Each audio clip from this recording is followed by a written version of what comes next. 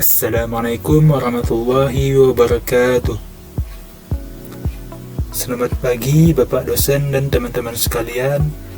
Perkenalkan, nama saya Muhammad Lutfi dengan NIM 23180038. Mahasiswa dari program studi Teknik Sipil Universitas Muhammadiyah Sumatera Barat. Pada kesempatan kali ini, saya akan mempresentasikan tugas mata kuliah kewirausahaan dengan judul Kewirausahaan di Bidang Teknik Sipil.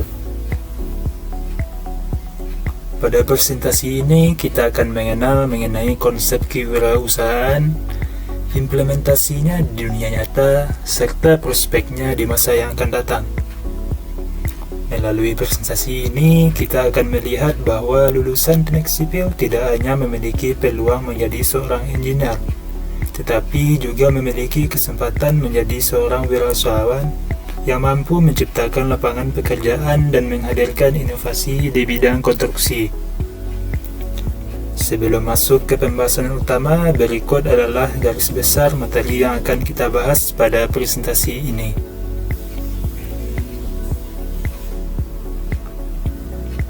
Pada presentasi ini terdapat 8 pokok pembahasan.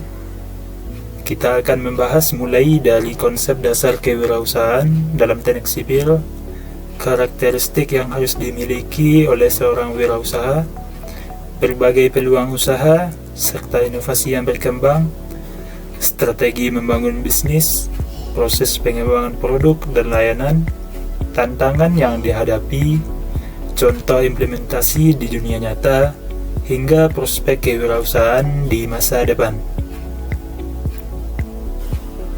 Setelah mengetahui alur pembahasannya, kita mulai dari pemahaman yang paling mendasar, yaitu apa sebenarnya yang dimaksud dengan kewirausahaan di bidang teknik sipil. Kewirausahaan dalam bidang teknik sipil merupakan kegiatan membangun dan mengembangkan usaha yang berkaitan dengan jasa maupun produk konstruksi dengan memanfaatkan kompetensi teknik sipil. Artinya, seorang lulusan teknik sipil tidak hanya bekerja membangun infrastruktur, tetapi juga mampu menciptakan solusi yang memiliki nilai ekonomi. Kewirausahaan menjadi penting karena mampu mendorong inovasi, menyelesaikan berbagai tantangan pembangunan, menggerakkan pertumbuhan ekonomi, meningkatkan kualitas hidup masyarakat, serta mendukung pembangunan yang berkelanjutan. Namun, untuk dapat berhasil membangun sebuah usaha konstruksi, seseorang tentu harus memiliki karakteristik tertentu. Oleh karena itu, pada slide berikutnya kita akan membahas mengenai karakteristik seorang wirausaha teknik sipil. Seorang wirausaha teknik sipil harus memiliki kemampuan kepemimpinan dan integritas agar mampu mengarahkan tim sekaligus menjaga etika profesi. Selain itu, dibutuhkan juga kreativitas dalam mencari solusi ketika menghadapi kendala di lapangan. Kemudian, kemampuan manajemen juga sangat penting, terutama dalam mengelola biaya, waktu, mutu, dan sumber daya proyek. Tidak kalah penting adalah kemampuan mengelola risiko dan menjalin komunikasi yang baik dengan seluruh pihak yang terlibat dalam proyek. Dengan kata lain, keberhasilan usaha konstruksi tidak hanya ditentukan oleh kemampuan teknis, tetapi juga oleh kemampuan mengelola manusia dan bisnis. Setelah mengetahui karakteristik yang harus dimiliki seorang wirausaha teknik sipil, pertanyaan selanjutnya adalah, peluang usaha apa saja yang sebenarnya dapat dijalankan oleh lulusan teknik sipil?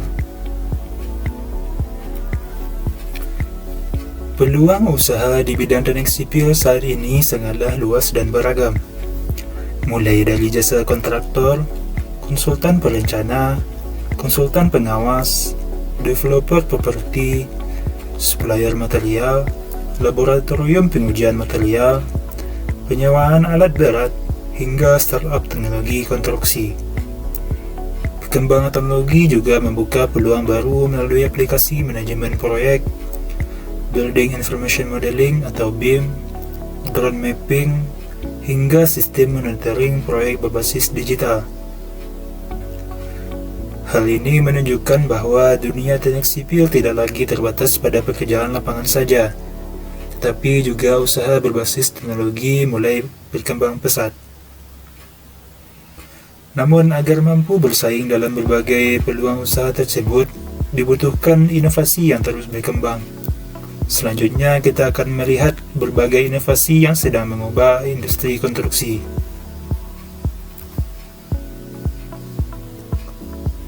Saat ini, inovasi menjadi faktor utama dalam memenangkan persaingan bisnis konstruksi. Contohnya adalah penggunaan Building Information Modeling atau BIM yang mampu mengintegrasikan seluruh data proyek dalam model 3 dimensi.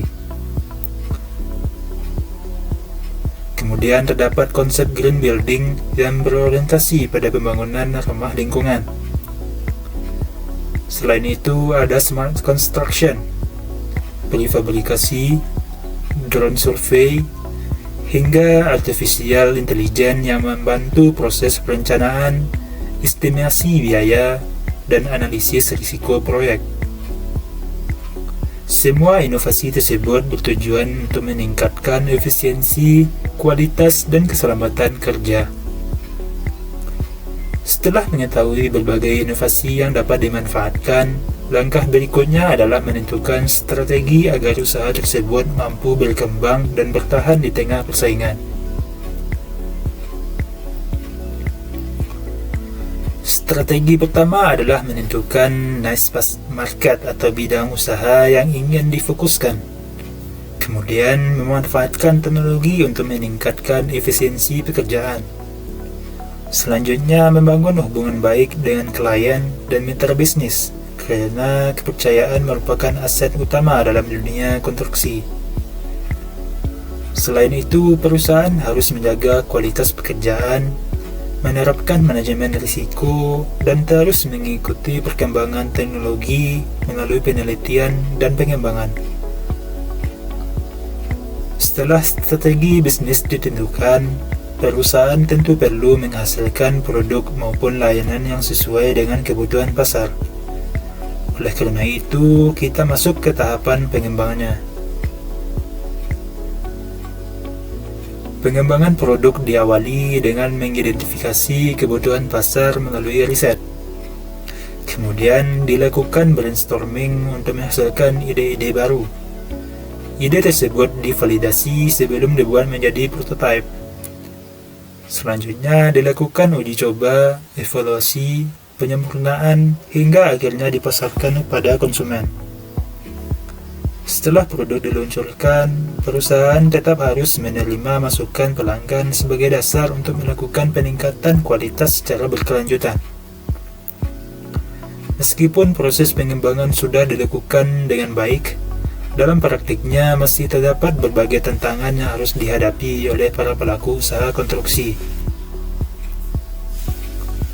Beberapa tantangan utama antara lain persaingan yang semakin ketat, kebutuhan modal yang besar, perubahan harga material, risiko proyek, hingga perubahan regulasi pemerintah.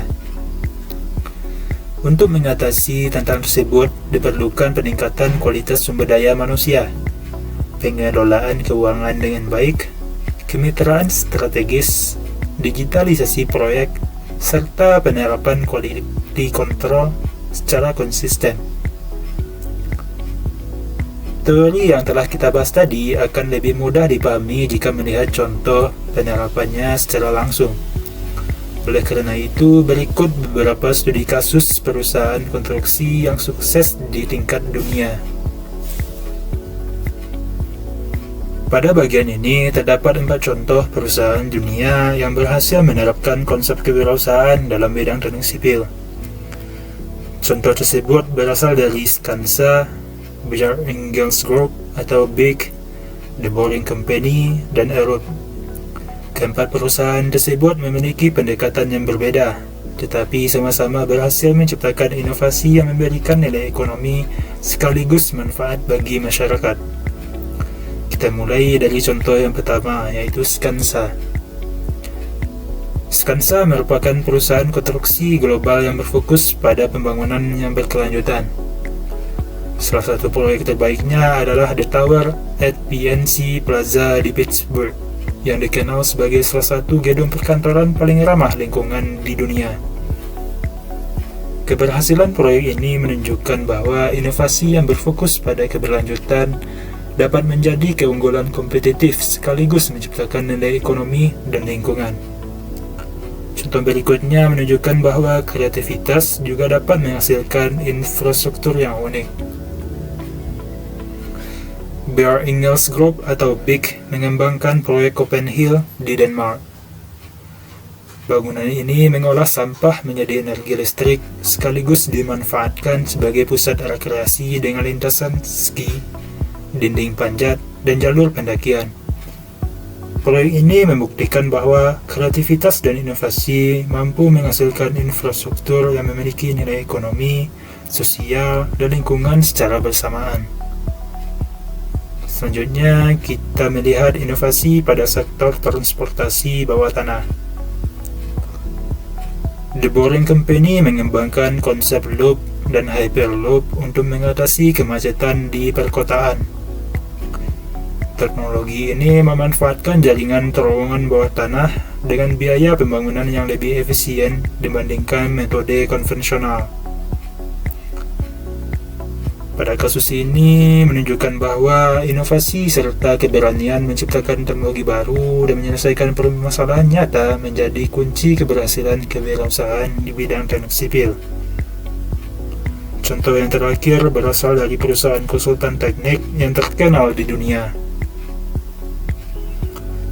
Aerobe merupakan perusahaan konsultan teknik yang dikenal melalui berbagai inovasi struktur. Salah satu proyek ikoniknya adalah Jembatan Millau di Perancis yang pernah menjadi jembatan Calvert-Lewin tertinggi di dunia. Proyek ini membuktikan bahwa penguasaan teknologi dan inovasi teknik dapat menjadi keunggulan kompetitif perusahaan di pasar internasional. Dari berbagai studi kasus tersebut, terdapat beberapa pelajaran penting yang dapat kita ambil.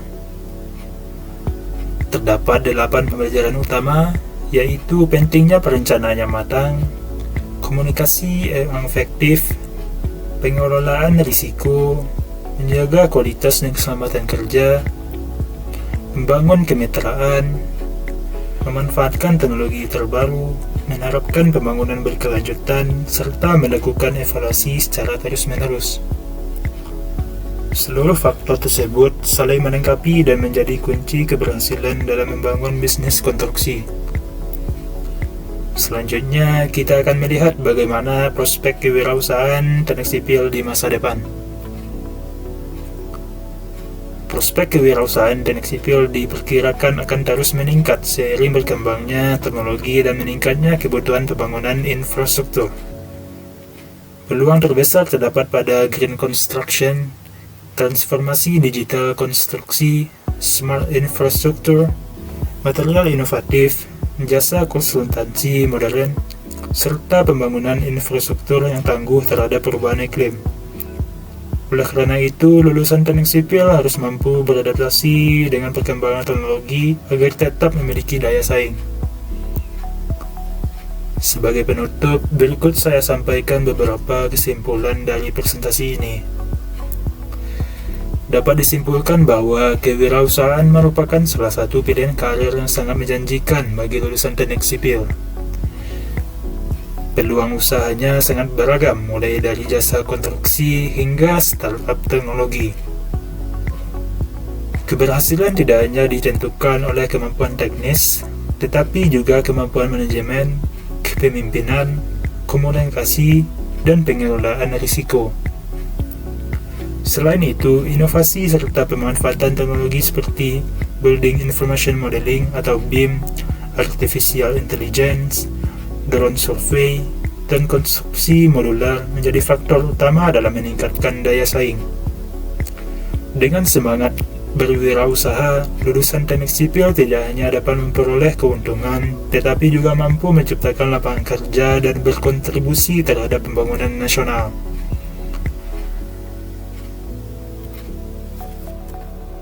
Baik, demikian presentasi yang dapat saya sampaikan mengenai kewirausahaan di bidang teknik sipil. Semoga materi yang telah saya paparkan dapat menambah wawasan kita tentang pentingnya jiwa kewirausahaan bagi seorang insinyur sipil. Saya menyadari bahwa presentasi ini masih memiliki berbagai kekurangan. Oleh karena itu, saya mengharapkan kritik dan saran yang membangun demi perbaikan di masa mendatang. Terima kasih atas perhatian Bapak dosen dan teman-teman semuanya. Apabila terdapat pertanyaan, dengan senang hati saya akan coba menjawabnya. Assalamualaikum warahmatullahi wabarakatuh.